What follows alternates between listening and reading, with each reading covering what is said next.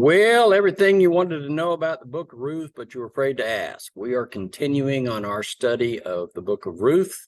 This is Teacher Talk with Vernon. I am Vernon, and we are going to dive into this.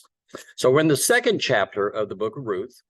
After nearly 10 years spent outside her land, Naomi returns to Bethlehem.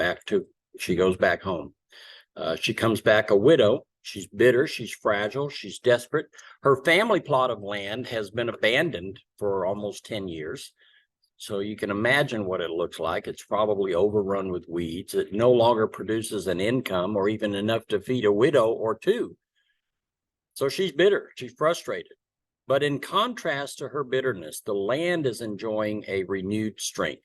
In verse 22 of chapter 1, we learn that it was the beginning of the barley harvest. And the barley harvest begins in April, so it's springtime. So after a period of drought and famine, once again, the land is producing and life is good. Well, except for Naomi and Ruth. They have to find a way to survive without a provider. Now, despite being two poor widows together, Naomi and Ruth are actually quite different. Naomi is mourning the loss of what she once had, and she has no prospect of recovery as far as she can see right now. While Ruth is excited by knowing the Jewish God and the Jewish people. She had nothing by comparison in Moab, but now she has access to something far greater than earthly riches. So as we enter chapter 2, let's see how these two women respond to their life in the land. Ruth chapter 2, verse 1. Now Naomi had a kinsman of her husband, a man of great wealth, of the family of Elimelech, whose name was Boaz. And Ruth, the Moabitess, said to Naomi, "Please let me go to the field and glean among the ears of grain after one in whose sight I may find favor." And she said to her, "Go, my daughter." So she departed and went and gleaned in the field after the reapers, and she happened to come to the portion of the field belonging to Boaz, who was of the family of Elimelech. So chapter 2 opens by introducing us to the next major character in this story, a man named Boaz. Now, Boaz is a kinsman. He's a relative of the family of Naomi, and he's a man of great wealth. Apparently, Naomi has gone back to the general area where her family lived, the area of her family inheritance, probably intentionally. She's hoping probably that her members of her family, her extended family, will take pity on her and help her out. She's thinking, charity begins at home, so let's see if that works. The name Boaz means swift strength or quickness, and that describes his readiness to serve. He's called a kinsman, which is a technical term. It doesn't just mean he's a relative of Elimelech. The term kinsman describes someone who is eligible according to the law to perpetuate Elimelech's family line. And we'll talk more about that later on. And he's wealthy, which means by far he is the ideal candidate to assist two poor widows. So these two women enter the land of Elimelech's family, and as they do, they're focused on their basic needs. We all need food, we need water, we need protection. They have no source of income. They can't produce their own food overnight, so they have to find a way to eat in order to survive. But secondly, they have to find a source of protection. Two women living on the streets by themselves, just as back then, even today, it's dangerous. Imagine, if they're staying in Naomi's family house, which is, been abandoned for 10 years. It's probably broken down. It's fallen apart in some areas, and they're staying there. Imagine what they're thinking if they hear noises around the outside of the house at night. Is somebody coming there to kill them, or, worse, they're scared. They're terrified. They have no protection. So Ruth, being the younger one, takes the initiative. And in keeping with her promise to Naomi, she looks to find a way to provide for both of them. And under these circumstances, the only choice they had was to beg. So Ruth asks Naomi's permission to go glean from the fields. Now, the Lord in his mercy had made a provision for widows and the poor under the law.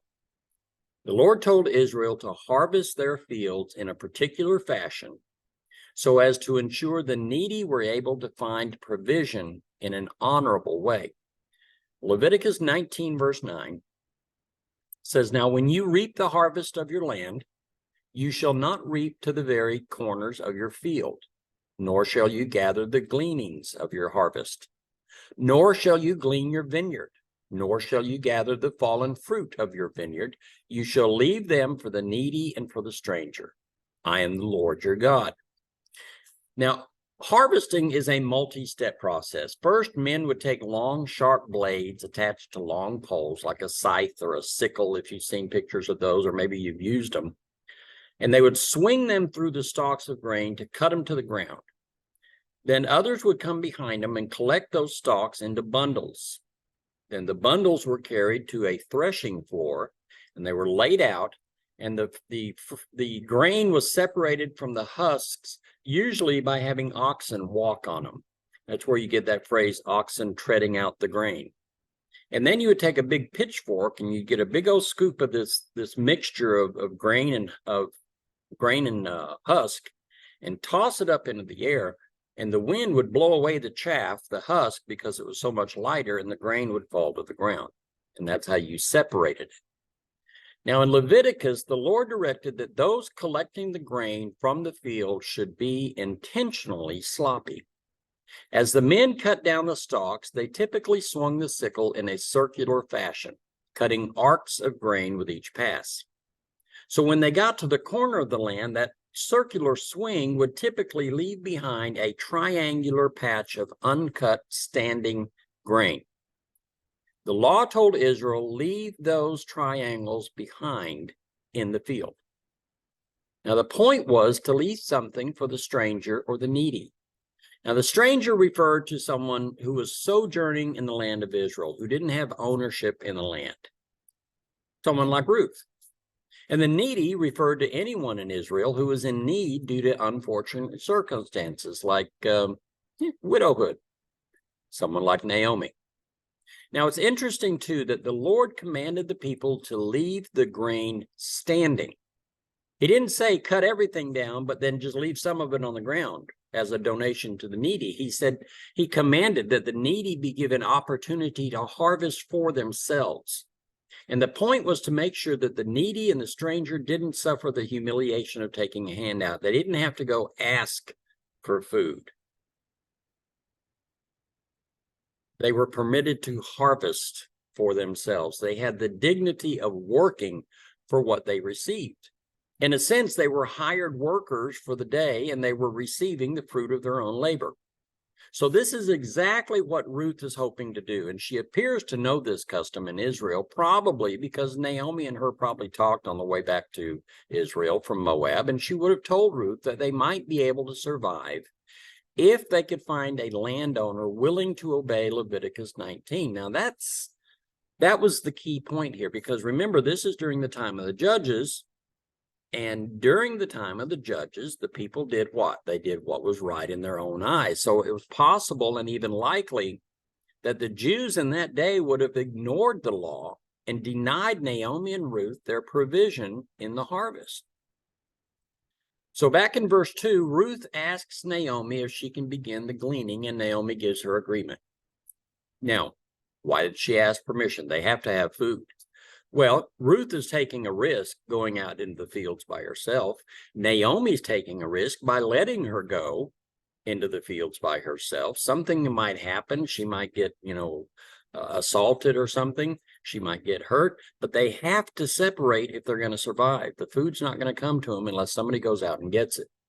So Ruth sets about following the reapers in the field. Now, as a Moabitess, as a stranger in Israel, she doesn't know anybody except Naomi.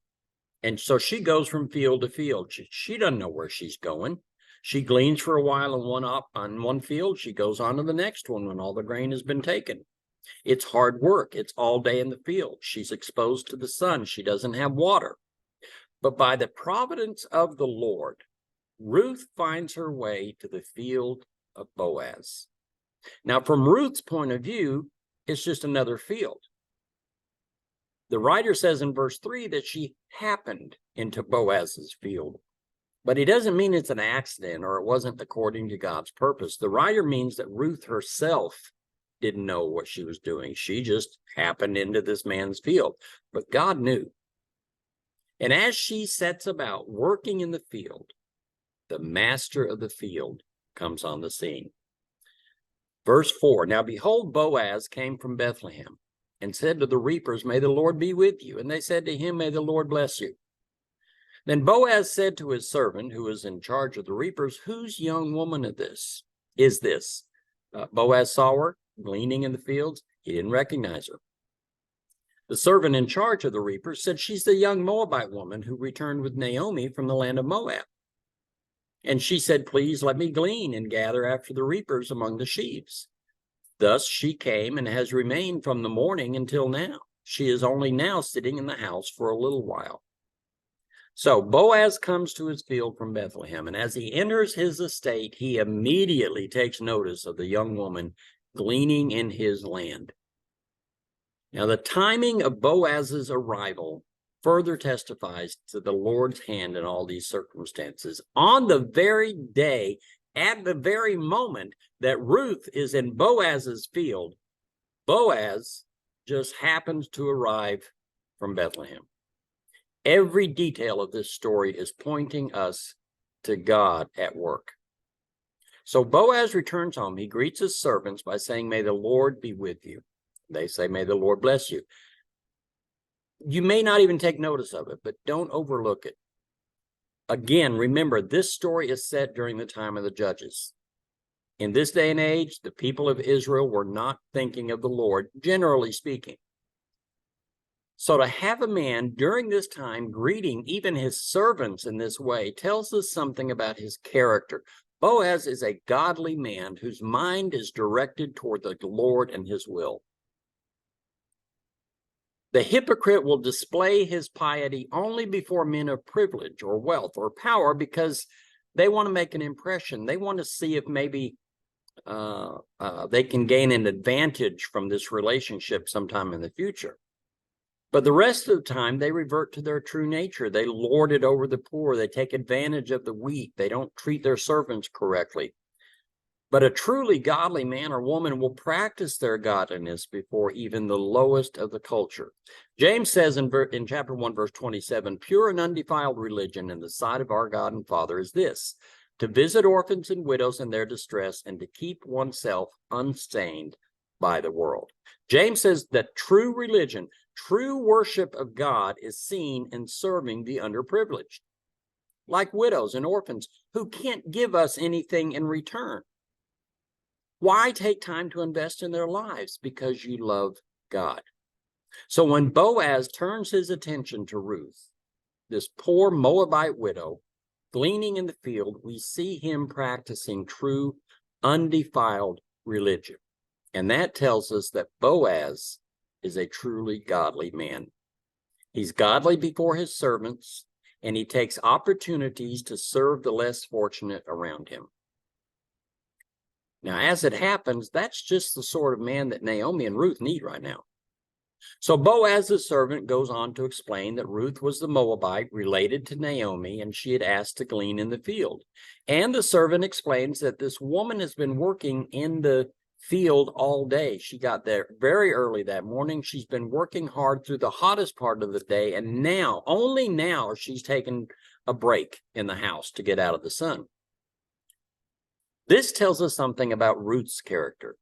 Ruth was a woman of high character. She was destitute. She was seeking the generosity of strangers, but she maintained a desire to bless others. She worked hard for her support.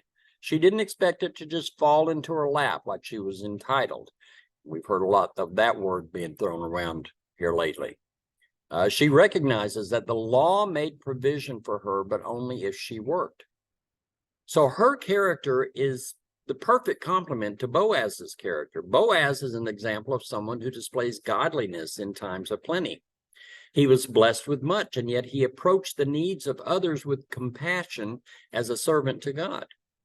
On the flip side, Ruth is in need, yet she sought for assistance with an attitude of industriousness and faithful service. She desired to bless others in return for their charity. Paul said in 2 Thessalonians 3, "For even when we were with you, we used to give you this order: if anyone is not willing to work, then he is not to eat either. For we hear that some among you are leading an undisciplined life, doing no work at all, but acting like busybodies. Now such persons we command and exhort in the Lord Jesus Christ to work in quiet fashion and eat their own bread. But as for you, brethren, do not grow weary of doing good. If anyone does not obey our instruction in this letter, take special note of that person and do not associate with him, so that he will be put to shame. Yet do not regard him as an enemy, but admonish him as a brother." So Ruth's disciplined, hardworking attitude is evidence of her godly character. And this is a very attractive quality for Boaz. But Boaz's interest in Ruth goes beyond her attractiveness. He would have also been intrigued by her origins. If you don't know it, if you knew it and forgotten it, Boaz's mother was a lady named Rahab. Now, Rahab was also a Gentile woman who found refuge in the God of Israel. Rahab gave assistance to the spies of Israel as they entered the land under the command of Joshua. So they spared her life and welcomed her into the people of God. So we could say that Rahab, just like Ruth, was attached to Israel by God's grace, and in that way she came to know God. In fact, Rahab is in the line of the Messiah. So Boaz is a Jewish man prospering among the people of God because someone granted a Gentile woman mercy. And as he looks upon another Gentile woman, one with admirable qualities, he must have been thinking about his own mother. So Boaz then gives his servant particular instructions. Verse 8, "Then Boaz said to Ruth, 'Listen carefully, my daughter. Do not go to glean in another field. Furthermore, do not go on from this one, but stay here with my maids. Let your eyes be on the field which they reap, and go after them. Indeed, I have commanded the servants not to touch you. When you are thirsty, go to the water jars and drink from what the servants draw.' And she fell on her face, bowing to the ground, and said to him, 'Why have I found favor in your sight, that you should take notice of me, since I am a foreigner?' Boaz replied to her, 'All that you have done for your mother-in-law after the death of your husband has been fully reported to me, and how you left your father and your mother in the land of your birth and came to a people that you did not previously know. May the Lord reward your work, and your wages be full from the Lord, the God of Israel, under whose wings you have come to seek refuge.' Then she said, 'I have found favor in your sight, my Lord, for you have comforted me, and indeed have spoken kindly to your maidservant, though I am not like one of your maidservants.'" So here we see Boaz approaching Ruth. She's sitting in the house. She's taking a break. She's hot. She's sweaty. She's thirsty. And he calls her my daughter. Now, that's a very tender way to address this young widow. She's vulnerable. She's probably concerned that someone might take advantage of her. But now the master of the house comes to her and calls her my daughter. Now, in this context, the term means a maidservant, a woman employed as a servant. So Boaz is placing Ruth under his protection in his house. He tells her she is to remain in his house, following his gleaners as they work his fields. She need not look elsewhere for a provision, because Boaz will ensure that she finds all she needs in his home. So this is a promise of provision. Secondly, he assures Ruth that no one will touch her. That is, no one will harm her. Boaz probably wasn't expecting his servants to attack Ruth in the fields, though it did happen from time to time. But it's unlikely that a godly man like Boaz would have hired men that would do that in the first place. But just in case anyone was inclined to take advantage of Ruth's vulnerability, Boaz has put everyone on notice. Don't even think about it. The main point of his comment was to reassure Ruth. This was a promise of protection. Finally, Boaz says Ruth is to draw water with the servants. Access to water in this hot, dry land was particularly important. Someone like Ruth would have been forced to find water in pools or maybe a stream if they were lucky, but that water is likely to be dirty, filled with bacteria. It could make you sick. Then she wouldn't be able to glean, then they wouldn't be able to eat. If she did have access to a well, she'd have to go and draw the water up herself, and that was hard work. But Boaz sets those concerns aside. He assures Ruth that she can drink the clean well water in the jars filled by Boaz's servants. He has servants to draw the water, fill the jars, and then the hired hands, the ones that work in the field, come and draw water out of those jars. This is a promise of privilege. So Boaz has stepped into the desperate life of a Gentile widow with promise of provision, protection, and privilege, and Ruth is overwhelmed. She bows in respect to Boaz. She says, "How could this happen to me?" She says, "Why have I found favor in your eyes?" The Hebrew word for favor here is chen. It can also be translated grace. So Ruth says, "Why did you show me such undeserved kindness?" And Boaz answers by explaining by what he heard. Ruth's testimony has preceded her. He says, "I know what you did for Naomi. I know what you did for your family. I know you sacrificed your family, your way of life, your friends for your mother-in-law to help her, who was a relative of my family." And that was enough for Boaz to do something nice for her.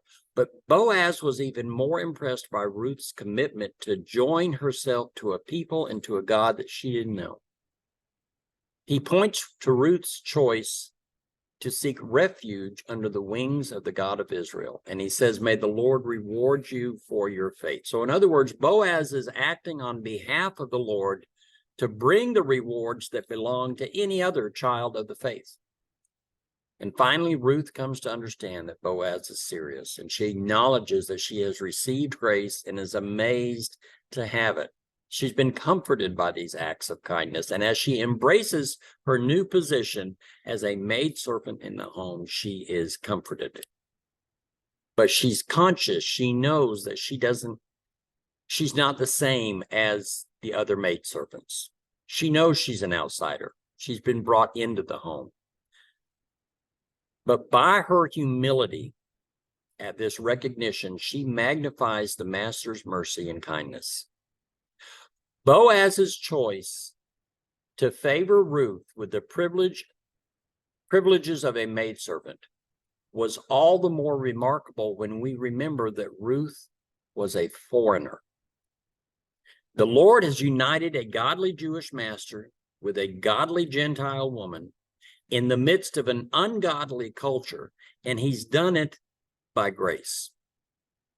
And it doesn't take much effort for us to see ourselves in this story.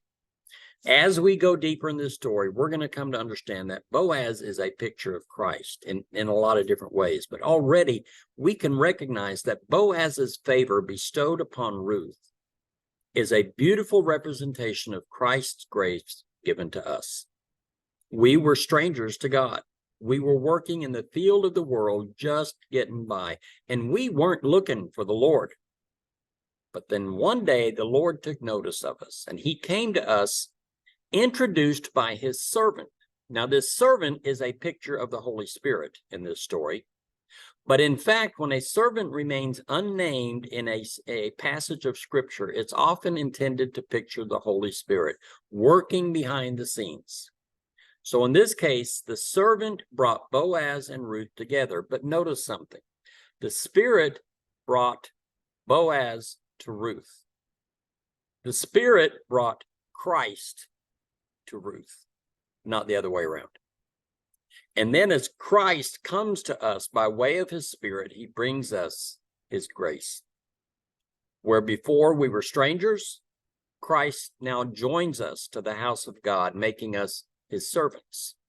He promises provision now and in the kingdom. He promises us protection from the penalty of our sin and the power of death.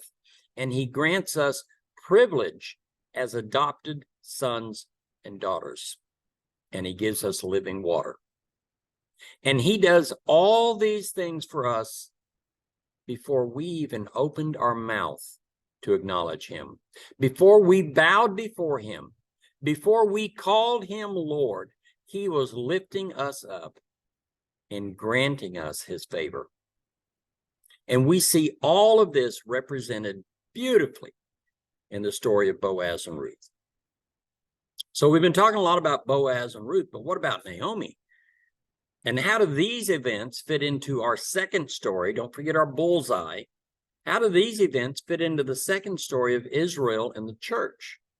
Well, we'll talk about that next week, right here on Teacher Talk. God bless.